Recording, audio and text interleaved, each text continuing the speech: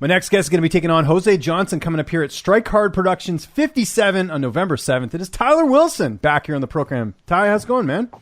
Good. How are you?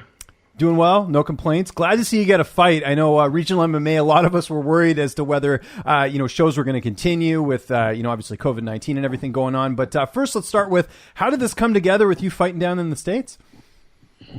I was trying to get my own fight for a good little while, and then I was talking to Jeremy Rubin, and he actually ended up being able to get it for me. It was probably 3 or 4 months of me trying to do it on my own, and then Jeremy ended up hooking me up. Yeah, and that's through Tristar, right? Because I know you were training there the last time we spoke. I imagine that's still the case? Yep, yeah. That's awesome. How was it during the pandemic? Because obviously I know Quebec got hit pretty hard as far as the regulations and everything. Yeah, it was rough. I only came back, I think, in July, and then there was still a lockdown going on, so some of us were kind of going to the park and training, just doing stuff like that. Then the gym opened back up for a bit and closed, but yeah, we got a system. It's working out. Yeah, you make what you can, right, as they say. Did you get any weird looks at the park when people are seeing you guys train and stuff? Because it must have been kind of weird because you're used to sort of being in a gym, right? Yeah, no, it was actually, I kind of thought so. I thought at least 1 or 2 people yell some stuff out. But nobody said anything or gave us weird looks. Yeah, it was good. Good stuff, man. Let's talk about your last fight at BTC 8. I know things did not go your way in that one, but what did you take away from that performance that you're bringing into this fight? Yeah, so I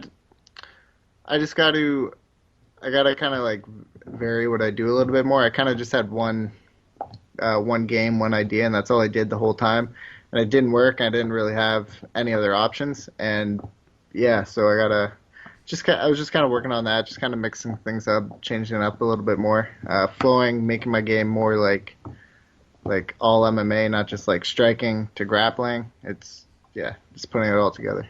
And I noticed as well, we didn't have a chance to talk before that one, but I noticed you're at featherweight now. Is that what brought you to that decision? Because I know initially I remember you used to fight at 135.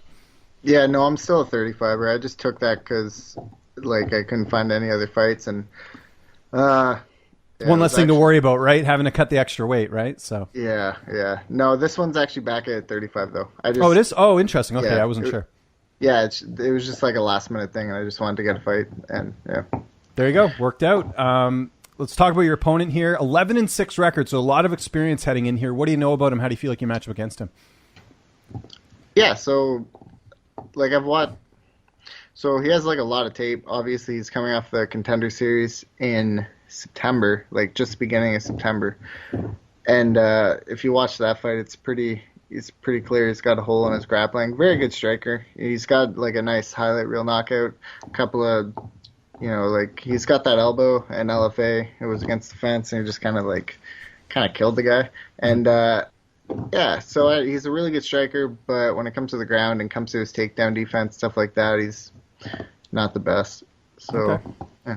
Good stuff. And then you talked about training camp. Who have you got to work with primarily? Because I know you're not used to sort of the big gym, so who have you got to work with? For this camp, I've been working with all the main guys. I'll work with Eamon and Arnold and Louis. I'll work with David Moon and Steve and some really top bantamweights there. Eamon's the hobby who you mentioned. Louis Sanadakis, who I don't know when his next fight is, but he's got to get a fight because he's outstanding as far as bantamweights go, right? So that's must give you a lot of confidence when you get to train with guys like that and heading into a fight like this. Oh yeah, 100%. There's no way he's training with people that are going to give him the rounds that I'm getting over here. Yeah, a Tristar. Now, is Coach the hobby there as well, or is it do you have to kind of do the Zoom thing? Because I remember I talked to Andrew Sanchez, and he's like, I'd have to kind of call him, he couldn't actually see him in person too much. Yeah, so it kind of changes up, depending on where we are in the lockdown and stuff. So for a while, we're all able to train together. When we're at the park, he came a couple of times, and but yeah, for the most part, he's actually been around. I've got to talk to him about it all, and yeah, he's been around. That's good. And Eamon, he's still fighting, right? Because I know we haven't seen him fight for quite some time. Did he didn't retire, or is he just taking some time off?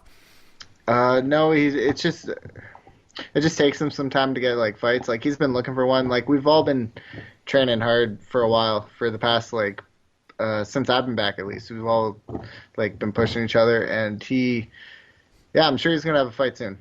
Okay, that's good. Yeah, because I know it's been a while for him. And then, talking about Tristar, I think when we did an interview, I think it was a couple fights ago, I know you just sort of started training there. How's it been, now that you've been there for a couple of years now, just sort of getting used to, the group and making that a regular part of your camps? Yeah, it's been really good. I'm a bit of a slow learner, I think, and it kind of took me a little while to really understand the whole like system and the way the striking works, the way the grappling, the wrestling, the way it all kind of like mixes together. And I think for a while I was still kind of in like an older mindset, and I was trying to switch over to like the Tristar type of fighting, and then I kind of forgot about the way that I actually want to fight. Right. And so now I'm just kind of mixing the two together, and this last camp's been really good. Taking the best of both worlds, right? Focusing on what got you to where you've been so far, and then obviously taking what Zahabi or Coach Zahabi and everyone else at TriStar is sort of implementing as well, right? So you're kind of getting like a hybrid right now, I would think. Yeah, definitely. That's good. And by the sounds of it, you just do your camps out in Montreal, right? Like you still live back home in Ontario? No, I'm exclusively here for the past couple of years. Oh, are you? Oh, I didn't know that. Oh, that's great. Okay. Yeah. I spend. I've been here since 2018. Okay, awesome. Because I remember when you said sort of at the top here that you were back in the gym. I guess that's just when the restrictions got lifted, right? When you said that. Yeah. So like, because I was in Thailand for a couple of months, and then when I came back, you just glanced over that. So were you in Thailand during the pandemic? I was in there, like, there was talk of COVID when I first left, because I left end of February, I think, or maybe end of March. So I left, and then I was like, it's going to blow over. It's not going to be a big deal. And then when I actually had to end the trip early because I was in Thailand, and, like, everything was shutting down. They got 100 cases, and they shut everything down. 100 cases one day, and, like, So they're actually, like, back to normal right now. But anyway, so at that point, I ended up coming back early, but I went to Ontario, and because there was the lockdown at the border, I wasn't able to come back to TriStar. And so then once that border opened up, I came back. So you flew back to Ontario, but then they wouldn't let you into Montreal, is what you're saying? Or what do you mean by the border?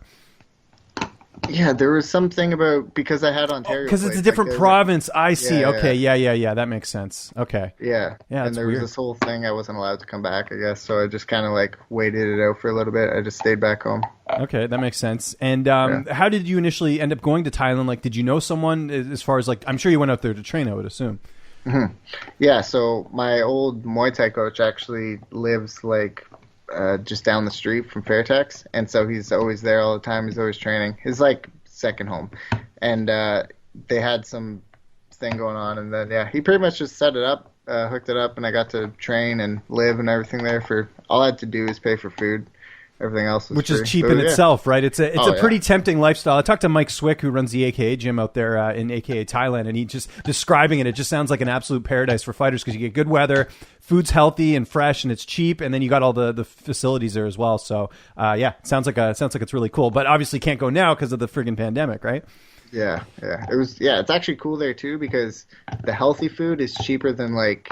Yeah, McDonald's. Here, Whole Foods, exactly, because they actually value the food there, whereas here it's like considered a luxury to have like something healthy, which is totally backwards, but that's a podcast for another day. Did you get to train with anyone specifically down there, like anyone notable in terms of the gym?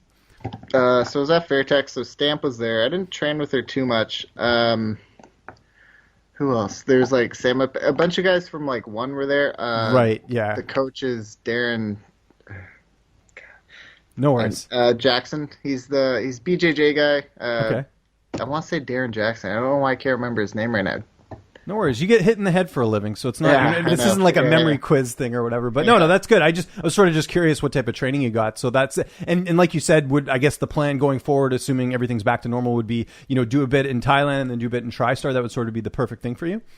That would be cool. I would like to spend a couple of months in Thailand a year, but. Yeah, we'll see. Like, I'm just waiting for everything to get back to normal. Then we'll see what happens after that. So who's making the trip down with you to Alabama? Who's going to be in your corner?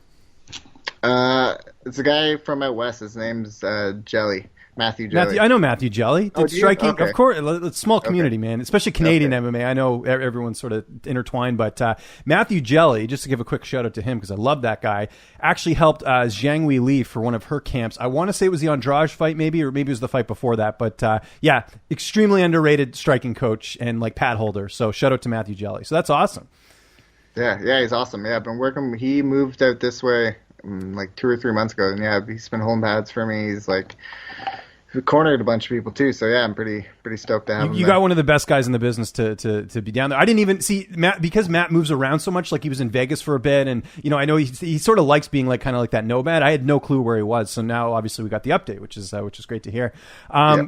November 7th. How do you see the fight playing out? I mean, he's good in the first round, so it'll probably I'm probably gonna have to weather that out for a couple of minutes in the first round, but then I assume by the second or third I'm gonna get a sub.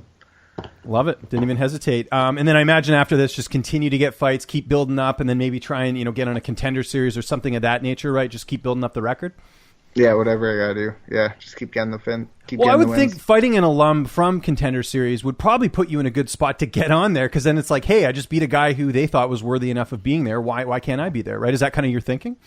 I'm hoping, I'm hoping that if I beat him and I get out of it uninjured, because Contender Series, I don't know when they're ending. I think all the cards are filled up this year, but at least they're doing. It looks by the sounds of it, just kind of what I've been hearing is that they're doing at least they're doing sort of 2 seasons of it, right? Like they did the one in the summer, and then they brought it back again in November. So maybe they'll be doing it twice a year, so the chances of getting back on would be pretty good, or getting on, I should say. Yeah. Oh, okay. Yeah, I wasn't sure what was going on, or maybe if someone gets injured, like a 35er, and then I can get on something like that at the end of the Contender Series run now. Or, if it's next summer, I'll take another fight, and hopefully I can get on there. Good stuff. Well, we're looking forward to this fight. Strikehard Productions, 57, November 7th. I think I got all that right. Tyler, great catching up with you, man. Glad to hear you got a fight. Again, I know it's been tough 2020 for a lot of fighters. Just remind people where they can get a hold of you on social media, and if you got any sponsors or shout-outs, the floor is yours, man. So Instagram is tywilson.mma. Facebook, it's Ty Wilson Athlete Page. Sponsors, Bubba's Pizza, Hayabusa, Absolute Accuracy Tiling app. I know I have others. But you probably post them on your social media, right? So they can see them there. I do. Yes, yeah. I can't believe I didn't write it down before. Awesome. It's all good. No worries.